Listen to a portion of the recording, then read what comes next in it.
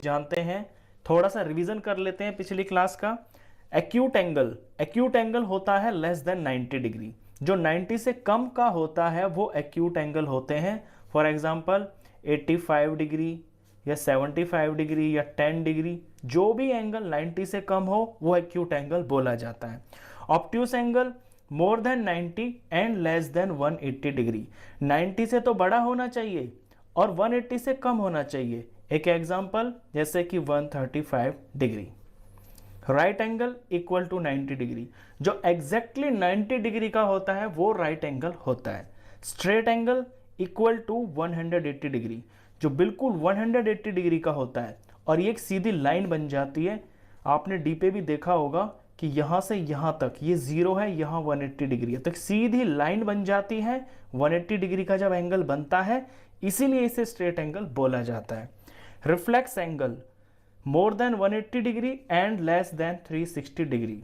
देखिए यहां से एंगल बनना शुरू हुआ, लेट सपोज ये 0 है, ऐसे गया 10 20 30 40 50 60 70 90 हो गया, 100 110 ऐसे चलते चलते यहां जब स्ट्रेट हो जाएगा तो ये 180 का हो जाएगा। लेकिन इसके बाद ये एंगल जब नीचे की तरफ मूव करने लगता है ना ऐसे, तो ये एंगल रिफ्लेक्स बोला जाता है। रिफ्लेक्स इसलिए बोला जाता है क्योंकि ये आउटर का एंगल है। एंगल एक अंदर भी बन गया ना, अब ये जो अंदर बन गया ये ऑब्ट्यूस एंगल बन जाएगा, और थोड़ा इधर करेंगे तो इधर वाला एक्यूट एंगल हो जाएगा। तो जहां से खुलना शुरू हुआ है और यहां ऐसे खुलता जा रहा है, तो ये 180 से आगे और 360 से कम, ये रिफ्लेक्स एंगल बोला जाता है। अब इस चैप्टर के अंदर जो आप पढ़ने वाले हैं वो है रिलेटेड एंगल्स। तो रिलेटेड एंगल्स के अंदर सबसे पहला जो एंगल है वो है कॉम्प्लीमेंट्री एंगल्स।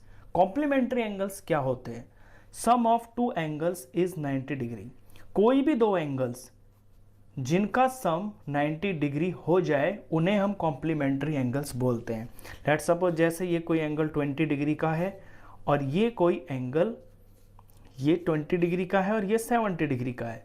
इन दोनों को जब हम प्लस करेंगे तो इनका सम 90 डिग्री आ जाएगा। ऐसे दो एंगल्स जो मिलके 90 डिग्री होते हैं उन्हें हम कॉम्प्लीमेंट्री एंगल्स बोलते हैं। अब इससे रिलेटेड क्वेश्चंस कैसे आते हैं? पहला क्वेश्चन तो यही आ सकता है कि कोई दो आपको एंगल्स दे देगा, जैसे एक 30 दे दिया, एक 60 दे दिया। आपसे पूछ लेगा बताइए बच्चों क्या ये दोनों एंगल्स कॉम्प्लीमेंट्री हैं? तो आप क्या करेंगे, इनका सम कर देंगे। 30 प्लस 60 90 डिग्री आ गया। अगर 90 आ गया तो ये कॉम्प्लीमेंट्री है, अगर 90 डिग्री नहीं आया तो ये दोनों एंगल्स कॉम्प्लीमेंट्री नहीं है। ये दूसरी तरह का क्वेश्चन ऐसा आ सकता है कि आपको कोई एंगल दे देगा 40 डिग्री, आपसे पूछेगा बताइए इसका कॉम्प्लीमेंट्री एंगल क्या होगा, यानी वो एंगल कौन होगा जो इसके साथ मिलकर 90 बना देगा।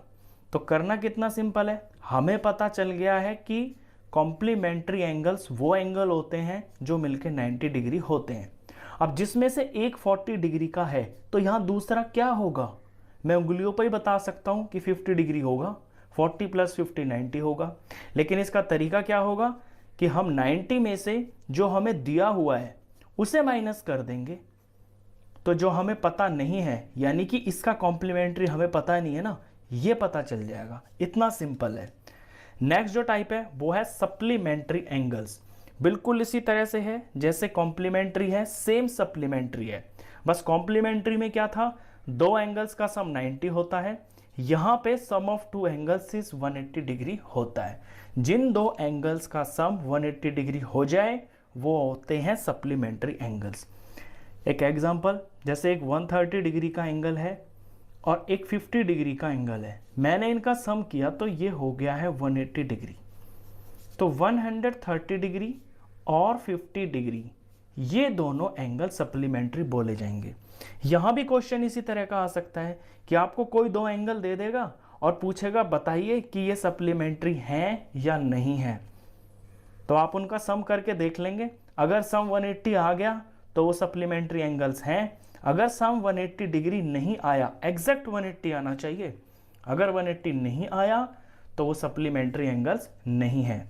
या दूसरी टाइप का क्वेश्चन ये हो सकता है जैसे मैंने यहां बताया था कि आपको कोई एक एंगल दे देगा, लेट सपोज 150 डिग्री दे दिया और आपसे पूछ लिया कि बताइए 150 डिग्री का सप्लीमेंट्री एंगल कौन होगा, यानी वो एंगल कौन होगा जो इसके साथ मिलके 180 बन जाए। तो ये मैं बता सकता हूं उंगलियों पर कि 30 डिग्री होगा, क्योंकि 150 और 30 मिलके 180 हो जाएंगे। अब इसे करने का तरीका ये होगा कि 180 में से वो माइनस कर देंगे जो हमें दे रखा है। हमें 150 का निकालना है ना सप्लीमेंट्री, तो 180 में से 150 माइनस कर देंगे, जो आएगा वो इसका सप्लीमेंट्री होगा। चलिए, इसके बाद तीसरे तरह का जो एंगल है जो आपको समझना है वो है एडजेसेंट एंगल्स। अब एडजेसेंट का मतलब ही होता है साथ, एडजेसेंट का मतलब होता है साथ। तो एडजेसेंट एंगल्स कौन होंगे, साथ वाले एंगल्स। समझिए एग्जांपल से, ये मैंने दो एंगल्स बना दिए। अब ये यहां से यहां तक ये एंगल है और यहां से यहां तक ये एंगल है, तो ये बिल्कुल साथ ही तो हैं। जो इस तरह के एंगल्स होते हैं साथ होते हैं उन्हें हम एडजेसेंट एंगल्स बोलते हैं। एक और बना देता हूं, लेट्स सपोज यहाँ पे ये एंगल 1, यहाँ से ये 2 और यहाँ से ये 3। तो अब यहाँ पे 1 और 2 ये तो साथ हैं, लेकिन 1 और 3 साथ नहीं है क्योंकि ये दूर चला गया ना, लेकिन 2 और 3 साथ साथ हैं। अब साथ के एंगल्स की पहचान एक तो नज़र में ही हो जाती है, देखते ही पता चल जाता है कि ये साथ हैं। जैसे यहाँ 1 और 2 बिल्कुल साथ साथ हैं, यहाँ 2 और 3 बिल्कुल साथ साथ हैं, तो 1 2 एडजेसेंट हो गए, 2 और 3 एडजेसेंट एंगल्स हो गए। अब इनकी कुछ प्रॉपर्टी होती है। पहली प्रॉपर्टी ये होती है कि कॉमन वर्टेक्स होता है। मान लीजिए मैं 1 और 2 को ही ले रहा हूं, ये यहाँ O पे बने हुए हैं, ये A, B, ये C और ये D। 3 को भूल जाइए, अभी 1 और 2 पे फोकस कीजिए। जो भी एडजेसेंट एंगल्स होते हैं उनकी कॉमन वर्टेक्स होती है, यानी एक ही वर्टेक्स होती है जहां से वो निकलते हैं। तो ये जो COD एंगल है ये भी O से निकल रहा है, COD, और ये जो COB एंगल 2 है ये भी O पे ही बन रहा है। तो एक तो इनकी कॉमन वर्टेक्स होती है। दूसरी बात, कॉमन आर्म, एक आर्म इनमें ऐसी होती है जो दोनों में होती है। अब दोनों एंगल पे ध्यान दीजिए, COD के अंदर भी CO है और COB के अंदर भी CO है, तो ये CO दोनों में है ना, तो ये कॉमन आर्म हो गई।